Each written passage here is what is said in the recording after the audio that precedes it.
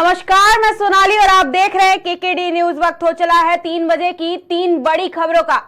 UP के पीलीभीत में मुख्यमंत्री योगी आदित्यनाथ शुक्रवार को दोपहर बाद पीलीभीत पहुंचे। उन्होंने वन विभाग के मुस्तफाबाद गेस्ट हाउस में आयोजित वन जीव सप्ताह के समापन समारोह में भाग लिया और मुख्यमंत्री ने कार्यक्रम स्थल पर लगाई गई प्रदर्शनी का अवलोकन किया। इस अवसर पर मुख्यमंत्री ने मुस्तफाबाद गेस्ट हाउस से 248 करोड़ रुपए की 26 परियोजनाओं के शिलान्यास का लोकार्पण किया। मुख्यमंत्री ने कहा कि वन्य जीवों के संरक्षण के लिए सरकार लगातार प्रयास कर रही है। इसी के परिणाम स्वरूप पीलीभीत टाइगर रिजर्व में बाघों की संख्या दोगुनी हो गई है। की इस गोद में बसे हुए इस महत्वपूर्ण स्थल पर आने का सौभाग्य प्राप्त हुआ है। वन्य जीव सप्ताह के इस कार्यक्रम का शुभारंभ करने का अवसर मुझे आपके बीच में आकर के जो इस शुभ अवसर प्राप्त हुआ है, इसके लिए वन विभाग को धन्यवाद देते हुए आप सभी का मैं हृदय से अभिवादन करता हूं।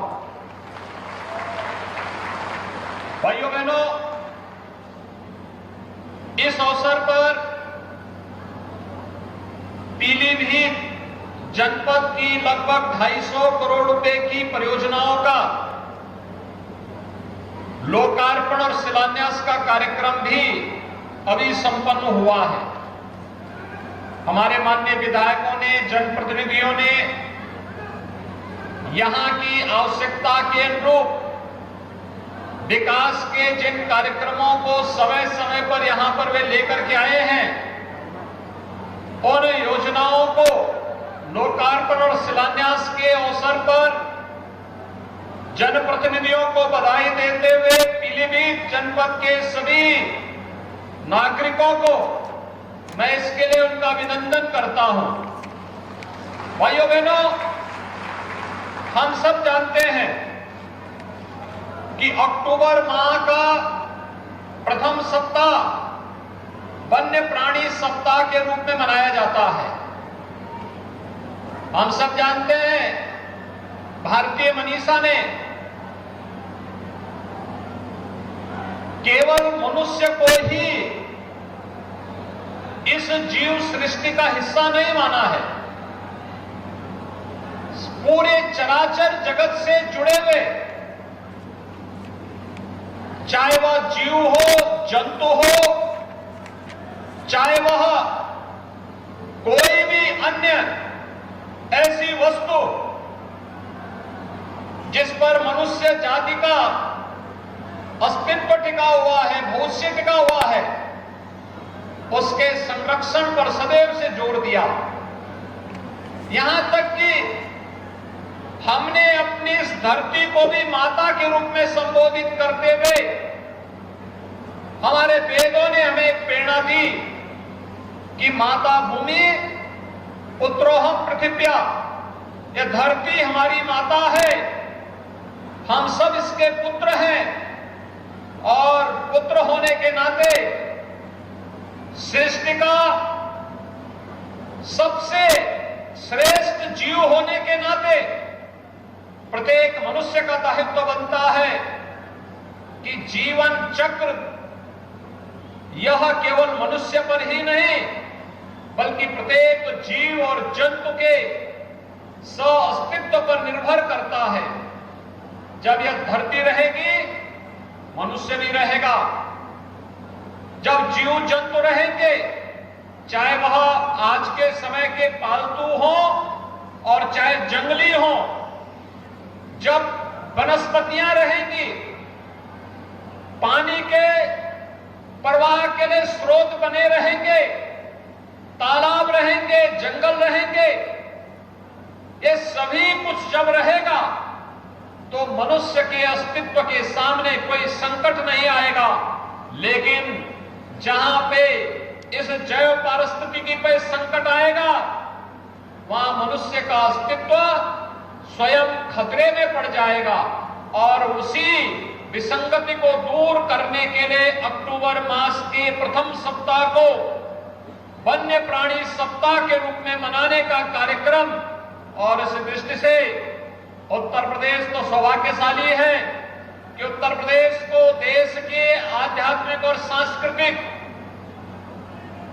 हृदय स्थल के रूप में जहां मान्यता प्राप्त है, वहीं उत्तर प्रदेश के अंदर जहां देश के सर्वाधिक धार्मिक पर्यटक आते हैं, श्रद्धालु आते हैं, वहीं इको टूरिज्म के लिए भी उत्तर प्रदेश के अंदर अनंत संभावनाएं हैं। और हमारी तराई के इस क्षेत्र में तो करतनिया से लेकर के, चूका से लेकर के, दुधवा से लेकर के और अमानगढ़ तक पहुंच जाइए आप, पूरे के पूरे क्षेत्र में लाखों पर्यटकों को अपनी ओर आकर्षित करने की सामर्थ्य रखता है, जो पूरे इकोसिस्टम को एक नई जान फूंकने का कार्य कर सकता है। और उस दृष्टि से आज का एक कार्यक्रम यहां के लिए अत्यंत उपयोगी है। भाइयों बहनों, हम सब जानते हैं कि लगातार डबल इंजन की सरकार के द्वारा किए गए प्रयासों का परिणाम है कि जो भी कार्य हुए हैं, आज उसके परिणाम हम सबके सामने देखने को मिल रहे हैं। मुझे बताते हुए प्रसन्नता है कि पीलीभीत टाइगर रिजर्व में 3:2 लक्ष्य टाइगर रिजर्व में पाए जाने वाले बाघों की संख्या में 2022 में दोगुनी करने में हमने सफलता प्राप्त की है। यानी जो अंतर्राष्ट्रीय संस्थाएं हैं, UNDP, IUCN, GDF, WWF, CATS एवं द लायन शेयर द्वारा जो संयुक्त रूप से यहां पर सर्वे किया गया है, उसके माध्यम से पीलीभीत टाइगर रिजर्व को प्रथम ग्लोबल अवार्ड से पुरस्कृत किया गया है। मैं इसके लिए इस पूरे अभियान के साथ जुड़े हुए सभी कार्मिकों को, सभी विभाग के अधिकारियों को और साथ साथ स्थानीय नागरिकों को भी हृदय से बधाई देता हूं। भाइयों बहनों, 2014 में पीलीभीत टाइगर रिजर्व में 25 बाघों की संख्या थी। 18 की इस गोद में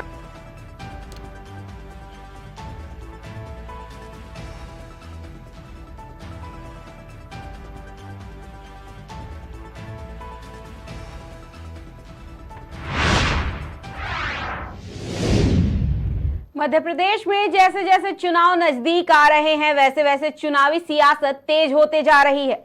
इसी बीच कांग्रेस की राष्ट्रीय महासचिव प्रियंका गांधी के छत्तीसगढ़ में सरकार बनने पर बिहार की तर्ज पर जातिगत जनगणना कराने वाले बयान पर केंद्रीय मंत्री ज्योतिरादित्य सिंधिया ने पलटवार किया है। सिंधिया ने कहा कि कांग्रेस पार्टी ने कभी भी पिछड़े वर्ग के लिए कुछ नहीं किया। अगर किसी ने कुछ किया है तो वो है प्रधानमंत्री नरेंद्र मोदी।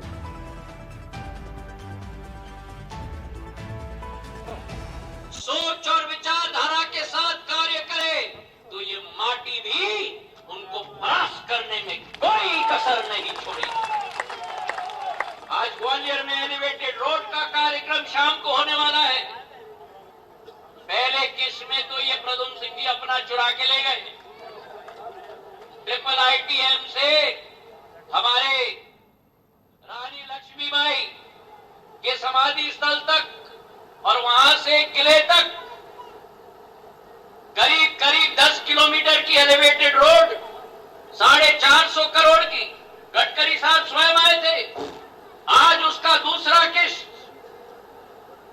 वीरांगना रानी लक्ष्मीबाई की समाधि से 1984 पुलिस चौकी तक 7.5 किलोमीटर का एलिवेटेड रोड, जिस पर 10 प्रवेश फ्लाईओवर होंगे, 9 निकलने के फ्लाईओवर होंगे। अकेले प्रवेश और निकलने के फ्लाईओवर के साथ 5 किलोमीटर की पुलें बन रही हैं मेरे भाइयों और बहनों।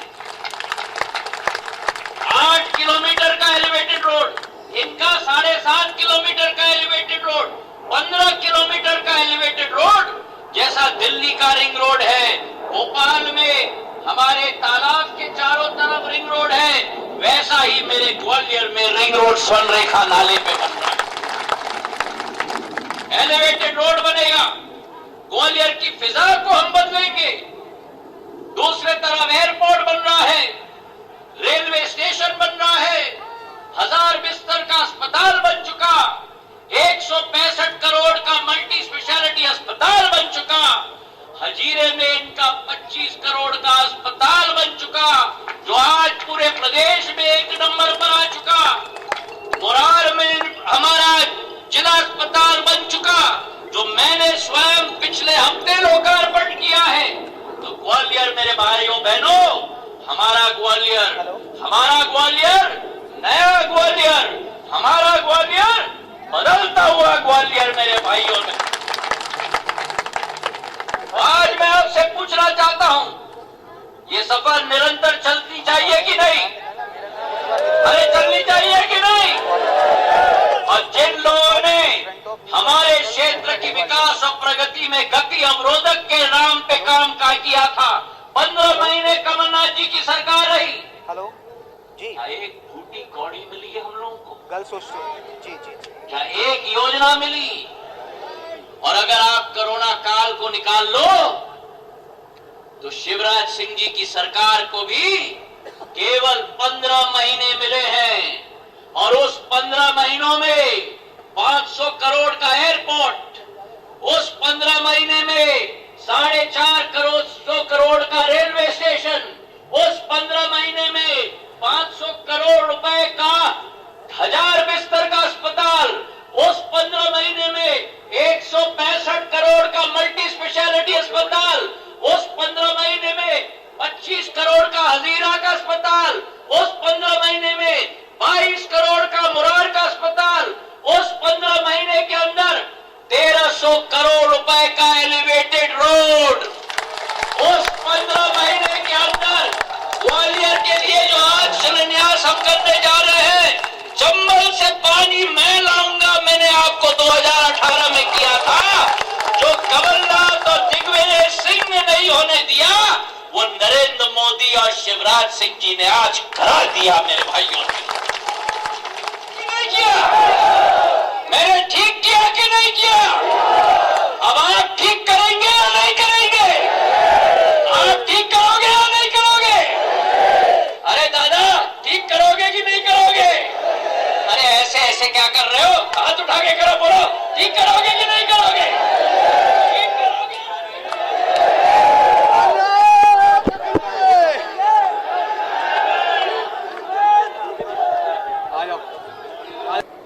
जो कांग्रेस के शासनकाल में एक तरफ जहां यहां भाजपा की तलवार और धार विकास की है, कांग्रेस की शासनकाल में 2003 में श्रीमान बंटा धार थे। तब ग्वालियर की सड़कों का क्या हाल था? हमको ढूंढना पड़ता था कि सड़क कहां शुरू होता है और गड्ढा कहां खत्म होता है। और आज ग्वालियर की सड़कें मखमल की तरह बन रही हैं, फ्लाईओवर बन रहे हैं, और मैं ना रुकूंगा, ना मैं एक सेकंड राहत की सांस लूंगा जब तक मैं अपने और आपके ग्वालियर को मध्य प्रदेश के सबसे विकसित शहर के रूप में परिवर्तित नहीं करूंगा। जनता पार्टी पूर्ण रूप से सेवा भाव के लिए पूर्ण तरह से तत्पर। एक तरफ एसडीएम का कार्यालय हुआ, दूसरे तरफ सड़कों का अंबार का लोकार्पण हो रहा है। यही प्रद्युम्न सिंह तोमर जी हैं और अभय चौधरी जी हैं, जिन्होंने 1.5 साल पहले कोरोना काल के ठीक बाद, जब वो दुख का पहाड़ हम सबके कंधों से उठा, पहली कलेक्ट्रेट में मैंने मीटिंग ली थी। यही प्रद्युम्न सिंह जी हैं, अभय चौधरी जी हैं, जिन्होंने मुझे सूचित किया कि ग्वालियर की सड़कों में हमें तब्दीली लानी पड़ेगी। और आज मुझे खुशी है कि भारतीय जनता पार्टी की इस पूरी टीम के साथ मिलकर ग्वालियर के चप्पे चप्पे के सड़कों का हमने जीर्णोद्धार किया। क्या है, क्योंकि प्रशासन साधारण तौर पर खोलता है एसडीएम के कार्यालय। तब जब मैंने तहकीकात की तब मुझे मालूम पड़ा कि हमारा ये सागरताल और जनकताल क्षेत्र कलेक्ट्रेट से 10 किलोमीटर दूर पड़ता है और इस क्षेत्र की जनता के लिए राशन कार्ड की उपलब्धि, बीपीएल की सूची की उपलब्धि, हमारे गरीब पेंशन की उपलब्धि, लाडली बहना की उपलब्धि, उज्ज्वला के गैस कनेक्शन की उपलब्धि के लिए मेरे क्षेत्र के वासियों को 10 किलोमीटर चलकर कलेक्ट्रेट के बाहर लाइन में खड़ा न होना पड़े, इसलिए मध्य प्रदेश के शासन और प्रशासन को प्रद्युम्न सिंह तोमर ने आपके घर के चौखट पर लाकर खड़ा कर दिया। मैंने कई उदाहरण सुने। राजनीति छोड़ दो, ये राजनीति छोड़ दो। आज मैं आपको कहूं कि मेरे मध्य प्रदेश में ऐसे साहसी, ऐसे संकलित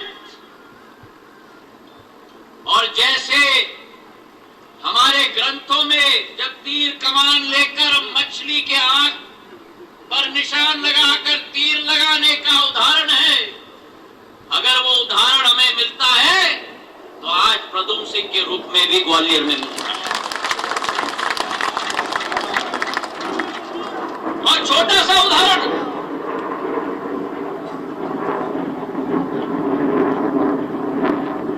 आकाश भी गरज रहा है।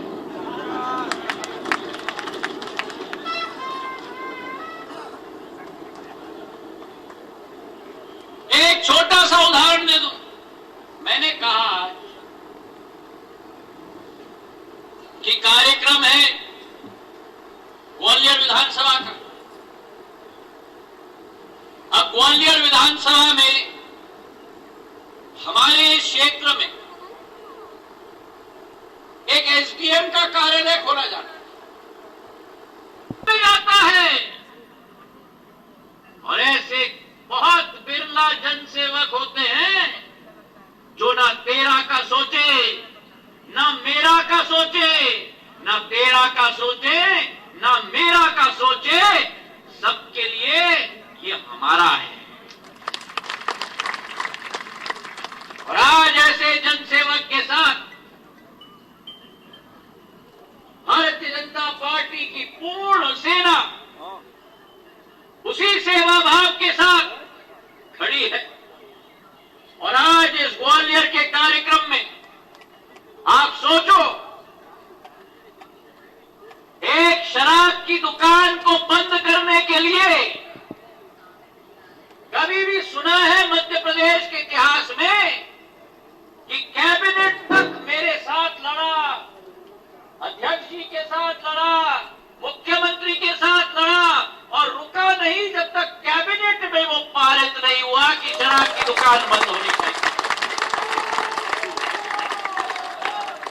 सच्चाई है, हट भी हो तो इसकी तरह हो।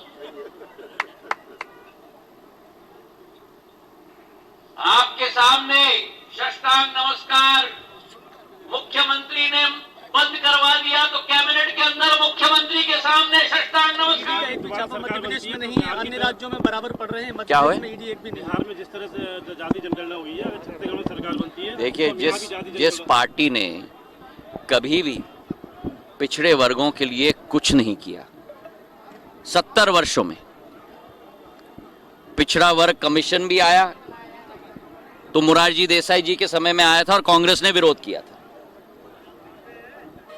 लागू हुआ तो वीपी सिंह जी की सरकार के समय में हुआ था, कांग्रेस ने विरोध किया था। अगर किसी ने किया है अनुसूचित जाति, जनजाति और पिछड़े वर्ग के लिए तो प्रधानमंत्री जी ने किया है, जहां 60% मंत्रिमंडल के सदस्य पिछड़े वर्ग और अनुसूचित जाति और जनजाति वर्ग से आते हैं प्रधानमंत्री जी के मंत्रिमंडल में। कदम उठाया है तो आरक्षण देने का काम 27% प्रधानमंत्री जी ने किया है। और ये क्या चाहते हैं, चुनाव के उत्सव में पूरे देश में नया विषय उठाने की कोशिश कर रहे हैं। अपने कार्यकाल की बात करें कि क्या उन्होंने किया है। 65 वर्ष राज किया इस देश में, क्या किया पिछड़े वर्गों के लिए। चलिए, बहुत बहुत धन्यवाद।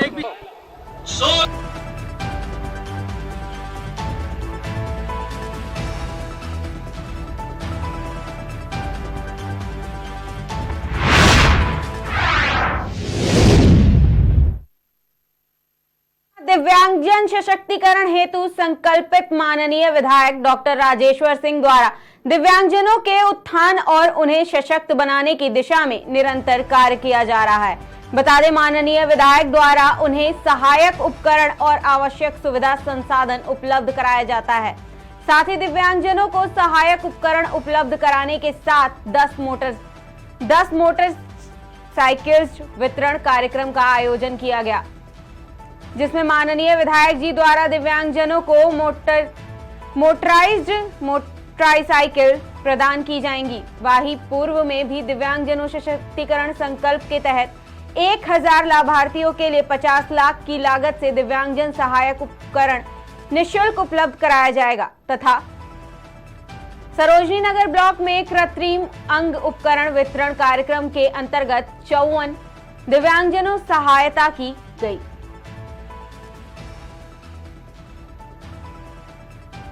दिव्यांगजनों का सशक्तिकरण बहुत महत्वपूर्ण है। आदरणीय मोदी जी, आदरणीय योगी जी, हमारे सरोजनी नगर के जितने वरिष्ठ हमारे पदाधिकारी हैं पार्टी के, सभी की मंशा रहती है कि दिव्यांगजनों को हम ज़्यादा से ज़्यादा सुविधाएं दें। जब से मैं MLA बना हूं तब से हम सबका प्रयास रहा है, सारे लोगों ने मिलकर प्रयास किया है। पहले लगभग 1000 दिव्यांगजनों को जो उनको आवश्यकता थी, चाहे ट्राईसाइकिल्स चाहिए थी, चाहे उनको वॉकिंग स्टिक चाहिए थी, चाहे ब्रेल की उनको पढ़ने की आवश्यकता थी, लिपि की आवश्यकता थी, सारे संसाधन हम उनको लगातार उपलब्ध करा रहे हैं। और बीच में हमारे पास मांग बढ़ी कि मोटराइज ट्राईसाइकिल्स की, तो अब मैंने ये श्रृंखला शुरू करी है। 10-10 करके दिव्यांगजन जो भी सक्षम है जो मोटराइज ट्राईसाइकिल को चलाने में, उनको लगातार हम प्रतिबद्ध हैं, उनको मोटराइज ट्राईसाइकिल देंगे। सरोजनी नगर में ये पहली चरण में हमने इससे पहले दिया था, ये दूसरा चरण है। आज हम 10 मोटराइज ट्राईसाइकिल दे रहे हैं। अगले माह फिर से हम सिलेक्शन करके 10 मोटराइज ट्राईसाइकिल देंगे। मेरा प्रयास है, हम सबका प्रयास है कि आने वाले महीनों में, आने वाले वर्षों में सरोजनी नगर में जितनी मोटराइज ट्राईसाइकिल की आवश्यकता हो हम उसको पूर्ण करेंगे। हमारी केंद्र सरकार है, उसने दिव्यांगों का आरक्षण बढ़ाया है, 3% से बढ़ा के 5% किया है। शिक्षण संस्थाओं में 3 से 5 किया है, नौकरियों में 3 से 4% किया है। आदरणीय योगी आदित्यनाथ जी ने दिव्यांगों की पेंशन 500 रुपये से बढ़ा के 1500 रुपये करी है। उनका भी लक्ष्य है कि मोटराइज ट्राईसाइकिल मिलनी चाहिए। हम लोग इस दिशा में लगातार काम कर रहे हैं। जब आपने कोशिश करी है, देखा है, पहले में आपने क्या फर्क नजर आया? नहीं, मुझे बहुत अच्छा लग रहा है। दिव्यांगों में भी बहुत उत्साह है और उनके अंदर भी एक उम्मीद की किरण है और हम सबका संयुक्त प्रयास है, जितने हमारे पार्षद बैठे हैं, वरिष्ठ पदाधिकारी बैठे हैं, कि दिव्यांगों को हम ज़्यादा से ज़्यादा मदद करें और उनको हम आत्मनिर्भर बनाने में, सशक्त बनाने में हम अपना योगदान दें। इससे पहले पार्टियां रही हैं, विधायक भी रहे, सांसद भी रहे, मगर कहीं न कहीं जब विफल होते रहे, आपने कदम बनाकर नहीं, सभी लोग प्रयास करते हैं। देखिए, जो राजनीति में आता है, जनसेवा प्राथमिकता होती है। मेरी भी प्राथमिकता जनसेवा है। तो जनसेवा में हम सबको मिलकर प्रयास करना चाहिए। कैसे हम इनका जीवन अच्छा कर सकते हैं, ये हमारा प्रयास है। हमने लोक बंधु हॉस्पिटल में इनके लिए शौचालय नहीं था, रैंप नहीं था, विधायक निधि से पैसा देके लोक बंधु अस्पताल में दिव्यांगों की सुविधाएं बढ़वाई। दादूपुर में खेलने के लिए स्टेडियम को हमने दिव्यांगों के लिए हमने वहाँ पे इस निधि से पैसा दिया कि वहाँ पे भी इनकी सुविधाएं बढ़ें।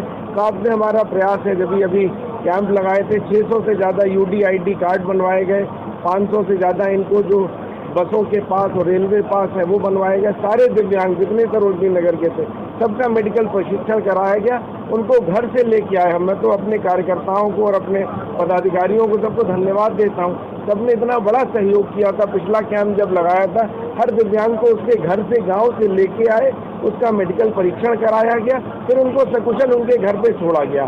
तो हम लोग इस मामले में मैं बहुत लकी हूँ कि हमारे भारतीय जनता पार्टी का सरोजनी नगर परिवार बहुत ही उत्सुक रहता है, बहुत ही प्रभावशाली है और बहुत ही दिल से सेवा करना चाहता है।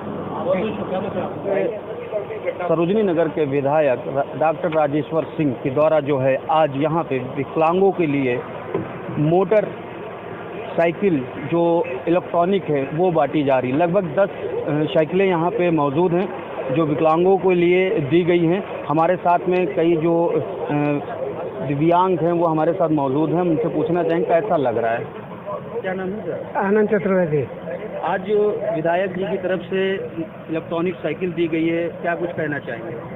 इनका धन्यवाद करना चाहूँगा कि इनके सौभाग्य से मेरे को कुछ सुविधा भी उपयुक्त हुई। आइए दिन दूनी रात चौगनी तरक्की के मार्ग पर चलते जाएं, ऐसी तरीके से हम लोगों जैसों को हेल्प मिलती रहे। आज विधायक जी की तरफ से इलेक्ट्रॉनिक साइकिल दी गई है, क्या कहना चाहेंगे इनके लिए? सर का तो मैं धन्यवाद देना चाहती हूँ कि उन्होंने दिव्यांगों को इलेक्ट्रिक मशीन ये ट्राईसाइकिल दिया है, उसके लिए दोबारा धन्यवाद। और ये मिल जाने से मुझे बहुत अच्छी आने जाने में सुविधा होती है। ऐसे तो बहुत समस्या हो रही थी, कहीं जाना होता तो दूसरों की सहायता लेनी चाहिए, लेकिन अब हम अपना खुद आना जाना कर सकते हैं। मेरा नाम विजय सिंह है। आज विधायक जी की तरफ से इलेक्ट्रॉनिक साइकिल दी गई है, इस पे आप कोई कारोबार भी कर सकते हैं, तो क्या कुछ कहना चाहेंगे विधायक? परम आदरणीय विधायक जी महोदय का बहुत बहुत आभारी हूँ कि उन्होंने हमें इसका पात्र समझा है। अभी मेरा शिक्षण कार्य चल रहा है, मैं शिक्षण कार्य कर रहा हूँ, तो उसमें आने जाने में मुझे सुविधा रहेगी। बाकी अभी बिजनेस का तो कोई ऑप्शन नहीं है इस पर। अभी फिलहाल मैं शिक्षण कार्य कर रहा हूँ, सीएस की तैयारी कर रहा हूँ, तो उसमें मेरा थोड़ा आसानी रहेगी, सहूलियत मिलेगी थोड़ी। आप देख सकते हैं कि यहाँ पे जिस तरीके से विधायक जी की तरफ से इलेक्ट्रॉनिक साइकिल बांटी गई है, ये एक दुकान है इसी इलेक्ट्रॉनिक साइकिल पे बनाई गई है। इस पे आप एक अच्छा सा कारोबार भी कर सकते हैं। देख सकते हैं कि यहाँ पे कई सामान इसमें रखे गए हैं और ये इलेक्ट्रॉनिक बाइक है, इसमें हॉर्न है, लाइट है और ब्रेक भी है, तो कई चीज़ें हैं। और जो इसमें बैठे हुए हैं उनसे पूछना चाहेंगे कैसा लग रहा है और क्या कुछ कहना चाहेंगे विधायक जी के लिए।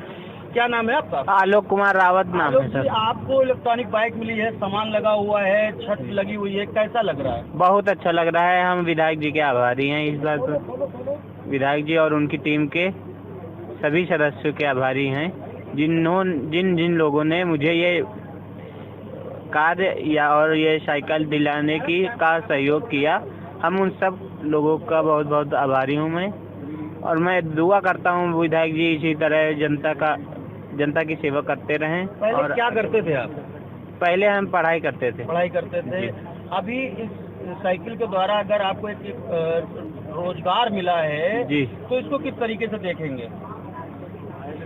ये देखना सर, तो रोजगार दिया मुझे सर ने, विधायक जी ने माननीय श्री, मुझे रोजगार दिया। हम इससे अपना पढ़ाई भी कर सकते हैं और रोजगार भी कर सकते हैं। हम ऐसे घर में रहते थे, फालतू इधर उधर टाइम पास नहीं होता था, इधर उधर बैठा करते थे। अब इससे है, अब मेरा रोजगार भी हो जाएगा और मेरा टाइम पास भी हो जाएगा। तो इसलिए इसका मैं बहुत बहुत आभारी हूँ विधायक जी का, माननीय श्री विधायक जी का। जी बिल्कुल, देख सकते हैं कि यहाँ पे जिनको ये इलेक्ट्रॉनिक साइकिलें मिली हैं उसमें काफ़ी जो है फीचर देखने को मिल रहा है, क्योंकि बैटरी से ये बिजली से चार्ज होकर बैटरी से चलने वाली साइकिलें हैं जो दिव्यांगों के लिए काफ़ी फायदेमंद हैं। और भी जो है कार इनके देखने को मिले हैं। तो देखने वाली बात ये होगी कि आगे चल के और कितने विकलांगों को और भी साइकिलों का भेंट विधायक जी की तरफ से दिया जाएगा। राजधानी लखनऊ से शमशाद आलम, KKD न्यूज़।